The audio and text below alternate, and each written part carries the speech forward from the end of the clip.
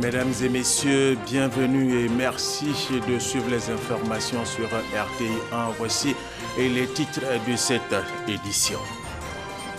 Le président de la République, Alassane Ouattara, a pris part hier samedi soir ici à Abidjan aux festivités marquant le 14 juillet, jour de la fête nationale française. C'était à la résidence de l'ambassadeur de France, à Cocody.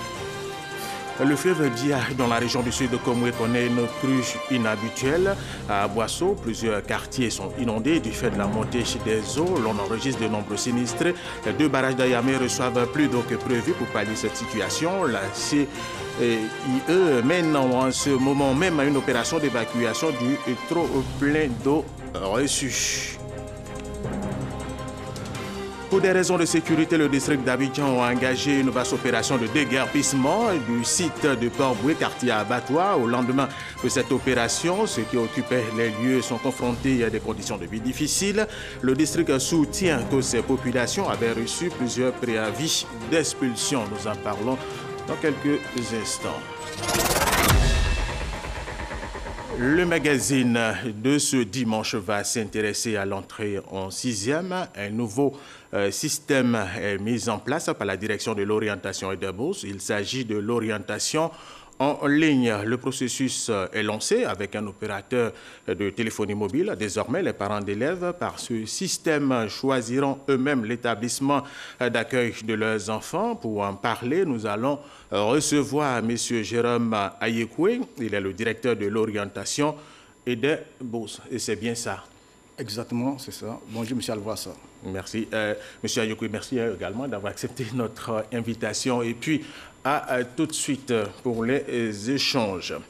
Nous vous le disions à l'instant dans nos titres, le chef de l'État, Alassane Ouattara, a pris part hier samedi soir ici à Abidjan aux festivités marquant le 14 juillet, jour de la fête nationale française. C'était à la résidence de l'ambassadeur de France, ici même à Cocody. L'occasion pour l'ambassadeur accrédité dans notre pays, Gilles Hubersen, de saluer l'excellence des relations entre les deux pays. Alexis Ouetraogo. La communauté française de Côte d'Ivoire, ce sont 20 000 personnes, dont 40% de moins de 25 ans. La communauté française de Côte d'Ivoire, ce sont aussi nos entreprises. 200 filiales françaises, auxquelles s'ajoutent 800 entreprises fondées par des entrepreneurs français et donc plus de 100 000 emplois ici en Côte d'Ivoire. Pour ce 14 juillet, à la résidence de l'ambassade de France, le chef de l'État, Alassane Ouattara, et son épouse étaient aux côtés du peuple ami. Occasion aussi de célébrer une étoile ivoirienne, Mélissa Agua, admise au bac français 2018 avec la meilleure moyenne toutes séries confondues. L'éducation est un axe important de la coopération entre les deux pays. Le hub franco-ivoirien pour l'éducation, il permettra aux Ivoiriens, conformément à votre demande, Monsieur le Président, de passer ici en Côte d'Ivoire un double diplôme, reconnu en France. Plus de 50 partenariats ont déjà été signés pour lesquels, quand un étudiant ivoirien obtient son Master 1, son Master 2, sa licence professionnelle, en même temps, il obtient le même diplôme auprès de la grande école, de l'université ou de l'établissement d'enseignement supérieur français partenaire. Gilles Huberson s'est pour finir félicité des progrès importants enregistrés en Côte d'Ivoire. Il y a quelques années, la Côte d'Ivoire bénéficiait d'une opération de maintien de la paix. Aujourd'hui, c'est elle qui se prépare à contribuer à une ou plusieurs opérations de maintien de la paix au profit d'autres pays. Bravo la Côte d'Ivoire. Innovation de cette année, un bal poussière pour la fête nationale de France, mais aussi pour célébrer la fraternité entre les deux pays. La proposition de résolution modifiant et complétant le règlement de l'Assemblée nationale a été adoptée en commission. Le dernier règlement date de 2006 et était dépassé depuis l'adoption de la nouvelle constitution en 2016. Michel Digré. Vous avez vu que nous sommes restés de 9h du matin jusqu'à 19h pour diagnostiquer article par article notre règlement intérieur afin que l'Assemblée nationale soit une institution qui obéit aux exigences des institutions internationales des temps modernes. L'adoption de la proposition de résolution modifiant et complétant celle de 2006 portant règlement de l'Assemblée nationale avait un autre objectif majeur. La modification de ce règlement permet à l'Assemblée nationale de fonctionner conformément aux nouvelles dispositions de la Constitution du 8 novembre 2016 et tenant compte à la fois de ces dispositions et des exigences constitutionnelles d'une part, mais de d'autre part également permet à l'Assemblée nationale de mettre à jour ses propres procédures législatives en matière d'édiction des normes juridiques. Et ce règlement, dans la mesure où il s'agit désormais d'un Parlement bicaméral, tient compte également de la procédure de navette entre les deux chambres du Parlement. 155 articles ont donc été passés au peigne fin autour de 5 axes essentiels. L'organisation et le fonctionnement de l'Assemblée nationale, les procédures législatives, le contrôle et l'évaluation des politiques publiques, les relations interparlementaires. Le 5e axe vise l'autonomie financière de l'Assemblée nationale. Après l'étape du règlement, une autre loi tout aussi importante pour l'hémicycle sera débattue. Le règlement, c'est pour nous une boussole. Il faut d'abord la boussole et maintenant la loi organique viendra maintenant pour voir les conditions des députés, ainsi de suite. Le dernier test sur la table des députés pour ce mois de juillet sera le budget de l'Assemblée nationale. Pour des raisons de sécurité, le district d'Abidjan a engagé une vaste opération de déguerpissement du site de Port-Boué, quartier abattoir. Au lendemain de cette opération, ceux qui occupaient ce site sont confrontés à des conditions de vie difficiles. Ils ne sont pas contents. En retour, le district soutient que ces populations avaient reçu plusieurs préavis d'expulsion. Wilfried Hermanadjivé. Dans l'arrière-cour d'une école primaire, des enfants jouent à la marelle. Dans cette même cour, un jeune homme se prépare pour son bain. Le nouveau quotidien des familles qui occupaient le site déguerpi mitoyen à l'abattoir de Port-Boué.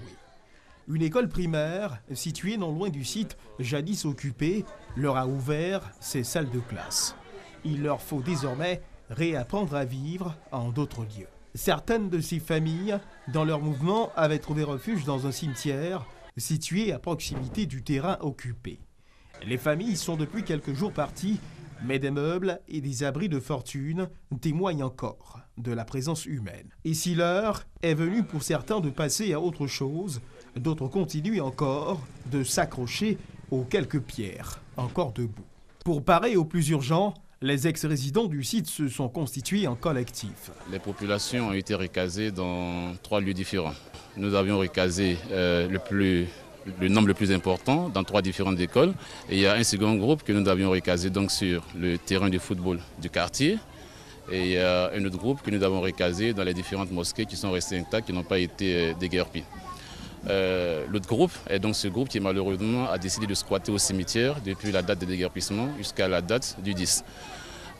Nous nous sommes rendus au cimetière et supplié ces gens-là de quitter le cimetière. Mais les gens nous ont dit que véritablement ils ne peuvent pas quitter le cimetière parce que lorsqu'ils ont été déguerpis, ils ont donc exposé leurs bagages à proximité du cimetière. Ils ne voulaient donc pas quitter le cimetière au risque que les badauds ne s'accaparent. Donc par conséquent, ils préfèrent rester là. Il a fallu donc que nous entamions donc des négociations avec ces personnes qui squattaient le cimetière. Et jusqu'à la date du 10, nous avions pu les convaincre, n'est-ce pas, de quitter le cimetière. À la suite d'une négociation avec les responsables éducatifs de la commune de Port-Boué, c'est vrai que nous souhaitons d'une part que la lumière soit faite sur le déguerpissement. Nous faisons face à un cas social. Nous remercions l'État de Côte d'Ivoire parce que jusqu'à la date d'avant-hier, nous avons reçu la visite de l'Observatoire de la solidarité et de la cohésion sociale qui depuis lors est à pied d'œuvre auprès de ce collectif en vue de trouver des solutions, n'est-ce pas, pour ces parents qui malheureusement depuis la date du déguerpissement ne cessent de squatter tantôt dans les abris de fortune, tantôt à l'école et tantôt sur l'esplanade du football au terrain. Pour en savoir davantage sur cette opération de déguerpissement et sur cette affaire qui fait grand bruit sur les réseaux sociaux, nous nous sommes rendus au district d'Abidjan pour recueillir sa version. Nous avons une grande responsabilité. Nous n'allons pas attendre que le pire se produise avant d'agir. Nous avons voulu donc anticiper, prévenir, de sorte à ce que ces populations-là soient à l'abri de tout danger. Avant de lancer l'opération, nous avons d'abord procédé à une vaste campagne de sensibilisation des personnes concernées par cet espace qui devait être déguerpi. Par la suite, donc, le 24 avril 2017, nous avons transmis une première mise en demeure aux populations concernées. Le 2 mai 2017, nous avons donc transmis la deuxième mise en demeure aux populations concernées par l'opération. La dernière mise en demeure que voici date du 15 mai 2018. Et connaissant bien les procédures, nous avons également saisi les autorités afin qu'elles nous accompagnent à mener à bien cette opération qui s'est déroulée sous la supervision d'un cabinet d'huissier de justice. Au regard des documents présentés, ces populations avaient donc été averties de la tenue de cette opération de déguerpissement, selon le district d'Abidjan. Pendant les départs des uns et des autres, certains ont pu certainement déposer leurs effets au cimetière qui est contigu à l'espace qui a été déguerpi. Mais il faut rappeler que le cimetière est un espace qui appartient et qui est géré par le district autonome d'Abidjan. Nous avons vu quelques images, quelques vidéos sur des réseaux sociaux, mais nous n'avons pas vu des populations en train de passer la nuit donc, au cimetière municipal de Port-Bouillet. Et donc, en aucun moment, nos services nous ont rapporté le fait que des Ivoiriens passeraient donc la nuit dans l'enceinte de ce site. Il faut rappeler aussi que le district autonome d'Abidjan est une institution à vocation sociale qui fait les choses selon les règles. Et donc, depuis plus de 15 mois, les populations ont été averties que pour leur sécurité, face aux risques auxquels elles étaient exposées, elles devaient vraiment libérer l'espace. Parce que nous ne voulions pas encore des décomptes macabres. Pour les familles déguerpies, ce sont de nouvelles conditions de vie qui sont désormais envisagées. En attendant de trouver des destinations plus honorables, une assistance sociale plus renforcée serait assurément la bienvenue. Wilfried Herman Ndivé, les ministres de l'espace UEMOA en charge de l'environnement se sont retrouvés ici à Abidjan pour valider les résultats de la mission d'observation du littoral ouest africain. Les travaux ont planché sur les conséquences économiques, environnementales, sociales de l'érosion côtière. Patricia Obouetia. L'espace de l'Union économique monétaire ouest-africain, UEMOA, s'active à lutter de plus en plus contre l'érosion côtière. L'Union a mis en place un mécanisme de coopération régionale pour la réduction des risques littoraux. À Abidjan, les ministres de l'Environnement, de l'Espace se sont donné rendez-vous pour échanger sur les résultats de la mission d'observation du littoral ouest-africain. L'un des principaux résultats est de demander aux experts de diffuser des informations de qualité auprès des collectivités et territoires de la zone ouest-africaine. La mobilité du trait de côte et plus largement l'évolution naturelle des littoraux ont des conséquences sociales et économiques importantes qui sont observées en Afrique de l'Ouest depuis plusieurs décennies. La validation des résultats de l'étude va permettre de trouver des solutions durables à la protection de l'environnement et à la pérennisation des infrastructures. Autre titre de cette édition, cette saison pluvieuse, le fleuve Bia dans la région du sud de Komoué connaît une crue inhabituelle à Boisseau. Plusieurs quartiers sont inondés du fait de la montée des eaux. L'on enregistre de nombreux sinistrés, comme vous le voyez sur ces images. Les deux barrages d'Ayamé reçoivent plus d'eau que prévu. Pour pallier cette situation, la CIE mène en ce moment même une opération d'évacuation du trop plein d'eau. Reçu sur le reportage de Serge Colia dans nos prochaines éditions. 11 régions et 67 communes ont été formées à Yamoussoukro sur les procédures de contrôle et de régulation des marchés publics. Objectif de cette série de formations des collectivités territoriales par l'ARNP et la DMP se rapprocher des élus locaux pour leur permettre de maîtriser les procédures de passation des marchés publics. Soro Corona, RTI Boaké. La réglementation des marchés publics connaît des aménagements ces dernières années en Côte d'Ivoire. La limitation des seuils de passation des marchés publics prend désormais en compte toutes les commandes publiques, même celles des collectivités territoriales au budget modeste. Pour une meilleure connaissance de l'ARNP, Autorité nationale de régulation des marchés publics, et une maîtrise des procédures de contrôle et de régulation, des formations sont initiées à travers le pays. Les collectivités de Côte d'Ivoire, sans exception, devraient être formées. nous avons sollicité auprès du président de la République, du Premier ministre, des modifications de budget pour prendre en compte des formations du public cible que vous êtes.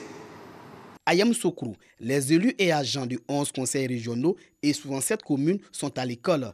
Il a été question de donner à ces mandats des populations des outils nécessaires pour la réalisation des projets de développement. Aujourd'hui, on a compris combien de fois il est important de collaborer avec les différentes directions des marchés publics, là où nous nous trouvons. Avec l'avènement des passations de marché, on sent un éclaircissement dans le travail que nous faisons dans les collectivités. Les mises en demeure, les résiliations des marchés et autres procédures de passation des marchés publics sont passées au peigne fin. Ils repartent vers leur population pour continuer les missions de développement de proximité que l'État leur a confiées, pour qu'on ait des routes bien reprofilées, qu'on ait des centres de santé, des écoles, etc. Puisque le bénéficiaire final de tout commande public, ce sont les populations. En 2 mois, l'Autorité nationale de régulation des marchés publics a formé 169 collectivités et 507 personnes. Voilà, justement, en 2 mois, ce sont 169 collectivités et plus de 500 personnes qui ont été formées sur les procédures de passation des marchés publics par l'Autorité nationale de régulation des marchés publics et la Direction des marchés publics pour une meilleure gestion des collectivités. La cellule de coordination, de coopération Côte d'Ivoire et Union européenne forme pendant 8 jours les partenaires techniques des projets et programmes financés par l'Union européenne. L'objectif est d'accroître les performances de ces acteurs pour un bilan positif des fonds d'appui reçus de l'Union européenne grâce à l'accord de Cotonou qui prend fin en 2020. Nadia Edja Aboubakar, Cheikh Koné. Signé en juin 2000, l'accord de Cotonou, base juridique des relations entre les États de l'Afrique, des Caraïbes et du Pacifique, ACP, a permis aux pays de l'ACP de bénéficier de financements de projets et programmes de l'Union européenne à travers le Fonds européen de développement FED. Cet accord prend fin en 2020. Pour le coordonnateur national de la cellule de coordination et de la coopération Côte d'Ivoire-Union européenne, il est important de se préparer au bilan. Nous sommes en pleine clôture du 10e Fonds européen de développement. Nous sommes également dans la phase de mise en œuvre des projets du 11e Fonds européen de développement.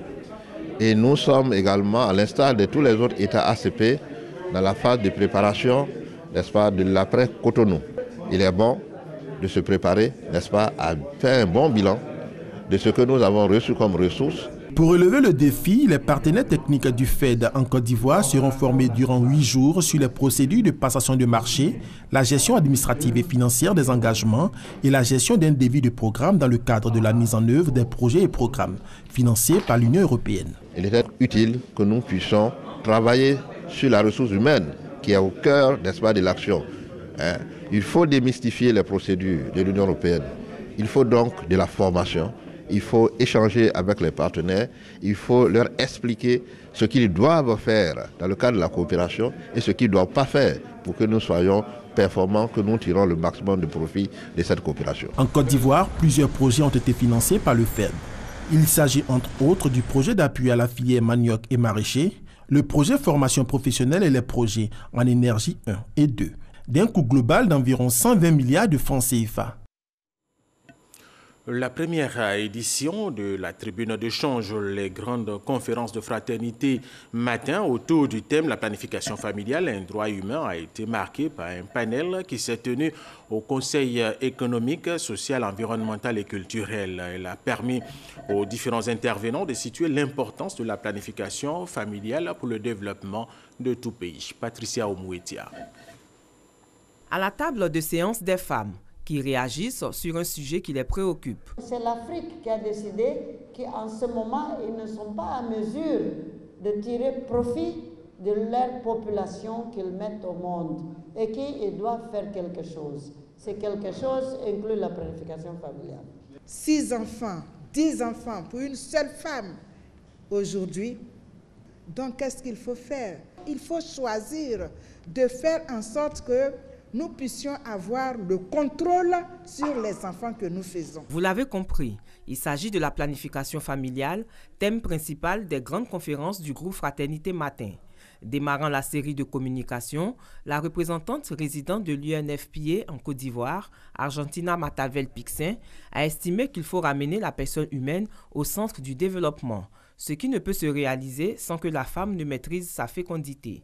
Pour sa part, Dr Kwasi Emilienne, directrice du Programme national de santé mère-enfant, a souligné qu'en 2018, la Côte d'Ivoire a dépensé 500 millions de francs CFA pour l'achat des produits contraceptifs avec l'ambition d'atteindre en 2020 un taux de prévalence contraceptive de 30%. Partage d'opinion et soutien marqué par des femmes. Il faut pouvoir avoir ces enfants quand on le veut et en tenant compte des ressources dont on dispose. C'est important pour la femme, pour sa santé, pour l'épanouissement de ses enfants, donc pour l'épanouissement de la famille de façon générale. Et aussi par des hommes. Ce thème a pour avantage d'accorder beaucoup plus de liberté à la femme, dans le sens de mieux contrôler son corps et puis la procréation. En collaboration avec le Fonds des Nations Unies pour la population et le Conseil économique, social, environnemental et culturel, le directeur général de Fraternité Matin, Venance Conan, satisfait de l'engouement suscité par cette première édition des grandes conférences Population et Développement, a promis de décentraliser les prochaines éditions pour promouvoir la planification familiale. Le Conseil régional du Tonkoui vient de tenir sa deuxième session ordinaire de l'exercice 2018. Le point clé de cette session est l'examen et l'adoption du plan triennal de développement 2019-2021. Les secteurs prioritaires sont entre autres l'éducation, la santé, l'électricité et l'hydraulique. F. Bouitao. Dans la région du Tonkoui, l'éducation et la santé sont deux domaines qui présentent des insuffisances en matière d'infrastructures. Pour l'année 2018, l'équipe du Dr Albert Touakus Mabri a doté plusieurs localités d'infrastructures éducatives et sanitaires. À Danané, par exemple, les enfants du quartier Diallo Plus seront dans de meilleures conditions d'apprentissage dès la rentrée prochaine. L'école, ils n'ont même pas de soucis. Une fois que les vents ça se lève. Donc maintenant, là, on s'en paix. On laisse même. Un peu plus loin, dans le département des Zouaniens, le collège moderne de Théapleu devient lycée moderne Eugène Mété de Théapleu. À Yorodougou, département de Sipidou, un collège moderne est inauguré. Pour la santé, les femmes de Vétou, sous-préfecture de Théapleu, et celles de Yorodougou ont désormais leur maternité. Avant la maternité, les femmes accouchaient à la maison. Mais maintenant, toutes les femmes viennent maintenant à l'hôpital pour accoucher. Je suis très contente pour cela. Parce que quand il y a maternité ici, ça va. Pour les 3 années à venir, le Conseil régional du Tonkoui entend poursuivre ses actions pour l'amélioration des conditions de vie des populations. La deuxième session ordinaire de l'exercice 2018 est consacrée principalement à l'examen et à l'adoption du programme triennal 2019-2021 de développement de la région du Tonkoui. Le secteur de l'éducation demeure une priorité. L'école, sur les investissements, continue d'occuper plus de 50% de nos ressources. Les besoins ailleurs concernent la route, l'électricité, l'eau potable et la santé. Et nous sommes en train de voir dans quelle mesure la question donc, de la sécurité en rapport avec la gestion des forêts sacrées et même des forêts classées sera prise en compte également par le Conseil. Le coût global du programme triennal 2019-2021 du Conseil régional du Tonkoui est de 5 874 229 000 francs CFA. Il comprend 26 actions et 39 opérations.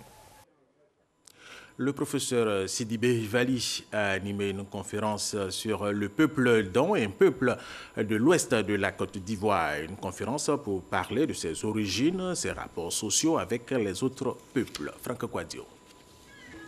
Écrire contre l'oubli. Pour un peuple, la meilleure façon de le faire, c'est de savoir retracer les sillons de son identité.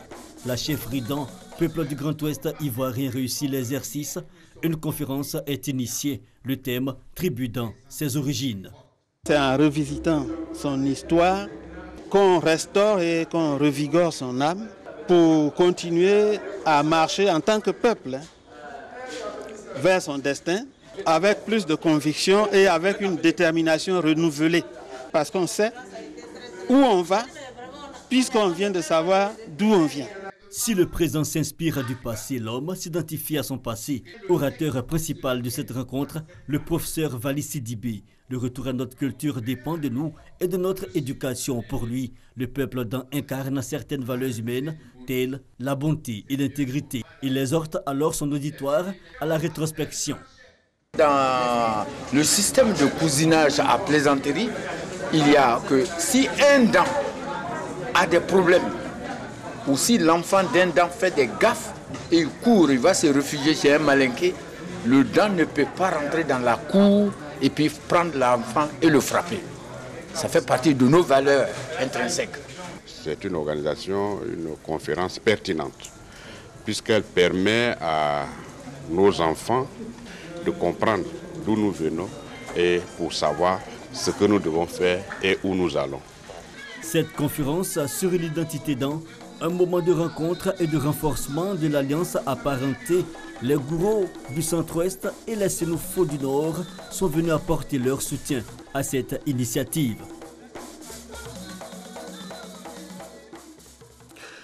Hors de la Côte d'Ivoire, alors que le Zimbabwe s'apprête à vivre ses premières élections depuis le départ de Robert Mugabe, un scrutin que le nouveau président Emmerson Mnangagwa a annoncé le plus transparent possible.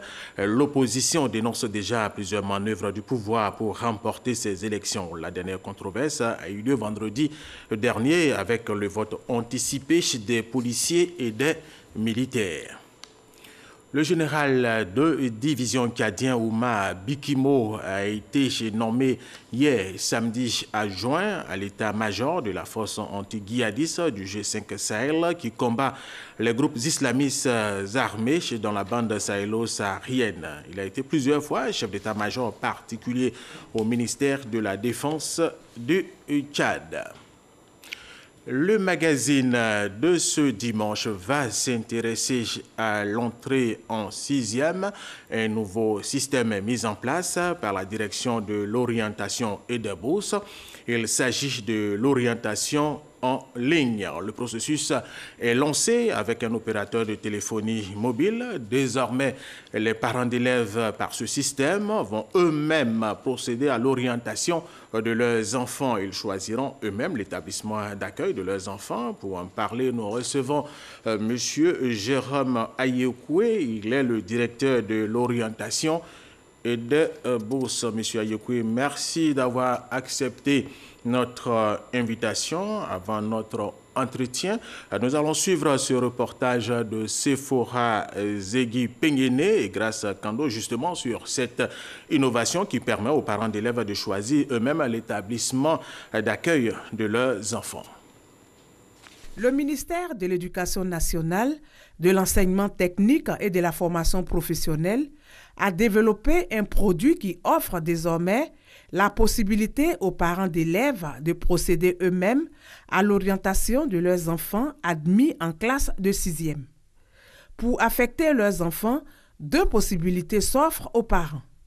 À partir d'un téléphone mobile envoyé d'aube par SMS au 230, pour ceux qui préfèrent Internet, se rendre sur le site web www.mendob-ci.org. Dans les deux cas, suivre les instructions du serveur pour l'affectation de votre enfant.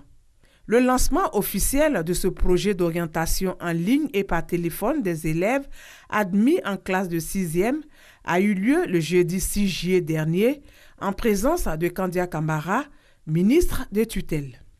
Selon une étude de la direction de l'orientation et des bourses d'OB, 10 à 18% des parents d'élèves se plaignent chaque année du non-respect de leur choix d'établissement. La DOB a mis en place ce produit pour pallier ces insuffisances. Le projet, qui a débuté le 9 juillet dernier pour finir le 26 du même mois, est en expérimentation dans la Draine Abidjan 1. Il s'agit des établissements des communes de Cocody, Adjamé, Plateau et Bingerville. La phase pilote va durer 2 ans. 26 autres draines vont intégrer le programme l'année prochaine. Voilà, l'affectation en ligne ou par GSM, c'est une innovation. Monsieur Ayekoué, comment ça marche concrètement? Encore merci pour l'opportunité qui m'est offerte de revenir sur l'affectation en ligne des élèves de 6e. C'est un projet pilote qui a cours cette année dans la direction régionale d'Abidjan 1, notamment dans les communes d'Agamé, de Cocody, de Benjerville et de Plateau. Il s'agit pour les parents, avec des téléphones portables, en envoyant par le service des messages courts, en envoyant DOB au 230 et en suivant toutes les instructions d'arriver à affecter eux-mêmes les enfants dans un établissement de leur choix. Reprenez s'il vous plaît. Je reviens. Voilà, reprenez rapidement. Il s'agit de passer par le service des messages courts, ce qu'on appelle habituellement SMS. Très bien. D'envoyer le message DOB au numéro 230. Et on suit les instructions jusqu'au bout de 2 minutes, l'élève est affecté. Très bien. Alors, j'espère que c'est bien compris pour tous les parents d'élèves. Alors, quand le parent d'élève n'arrive pas, alors que peut-il faire? Bien entendu, dans la mise en place de ce projet pilote, il y a un centre d'appel qui est mis en place, C'est le 20 00 36 06. 20 00 36 06. Il y a des personnes qui sont au bout de ce fil pour donner toutes les instructions et aider les parents à aller jusqu'au bout de l'affectation des enfants en classe de 6e. Très bien. Alors, est-ce que tous les opérateurs sont concernés quand on sait qu'en Côte d'Ivoire, il existe 3 opérateurs de téléphonie mobile, sans les citer? Aucun opérateur mobile n'est exclu. Madame le ministre a adressé une correspondance à tous les opérateurs mobiles de la place. Le premier a réagi dans le mois de février. Nous avons commencé à travailler avec cet opérateur. Par la suite, dans le mois de juillet, à la suite d'une relance faite par Madame le ministre, un deuxième opérateur a réagi et nous avons commencé à travailler avec cet opérateur-là.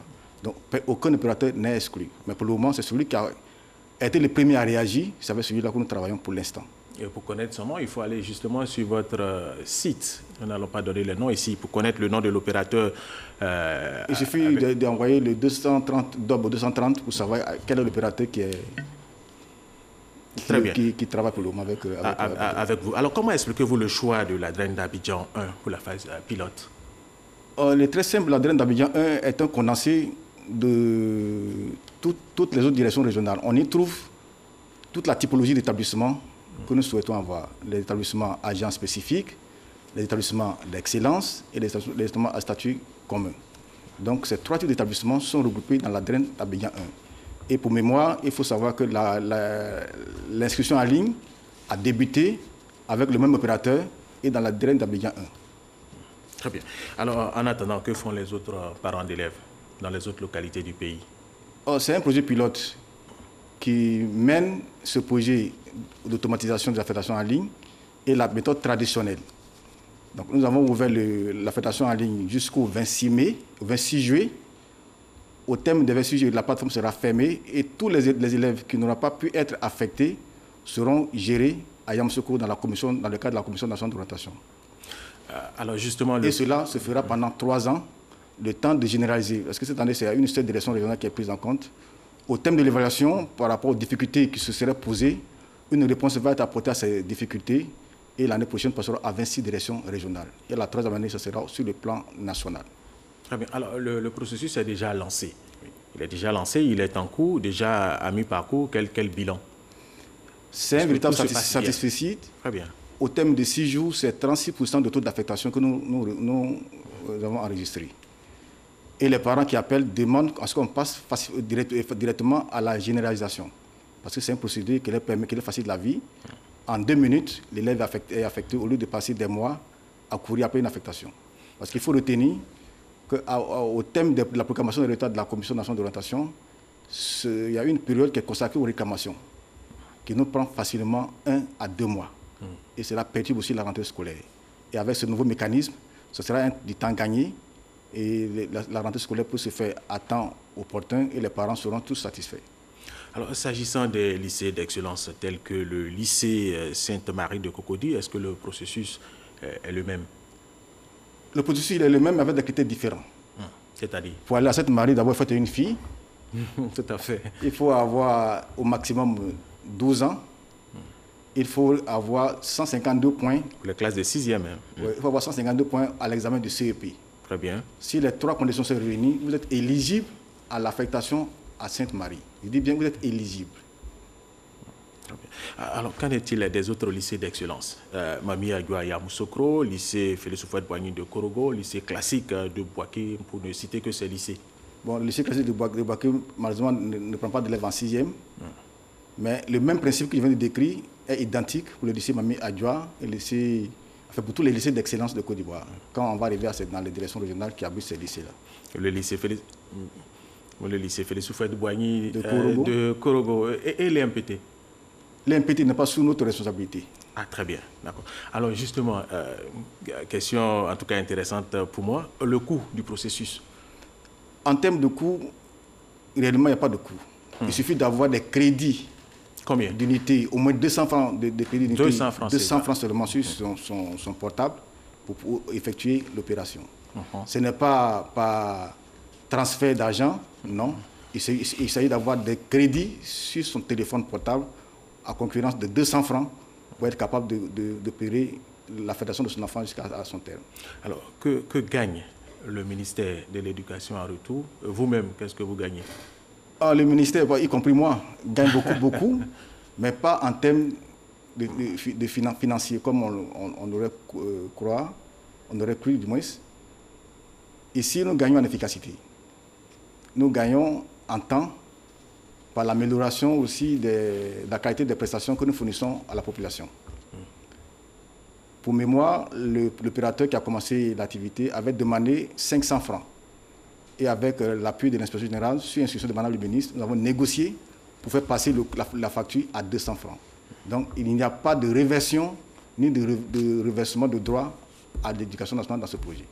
Alors, nous allons préciser que pour les MPT, il faut un texte d'entrée dans cet établissement d'excellence. Alors, pensez-vous mais qui est sous l'autorité du ministère de la Défense. Oui, tout à fait, sous l'autorité du ministère de la Défense. Alors, pensez-vous pouvoir résoudre les problèmes liés aux affectations en instaurant le numérique dans le processus d'affectation des élèves admis en classe de 6e, et cela définitivement? Dans un premier temps, c'est le résultat attendu. Et comme nous ne sommes pas encore à l'heure du bilan, je ne pourrais pas dire qu'on est capable de régler tous les problèmes. Mais déjà, le processus... Mais déjà, ce qu'il faut retenir, ce n'est pas parce que nous passons par le numérique que nous voulons résoudre tous les problèmes liés à l'affectation des enfants en classe de 6e.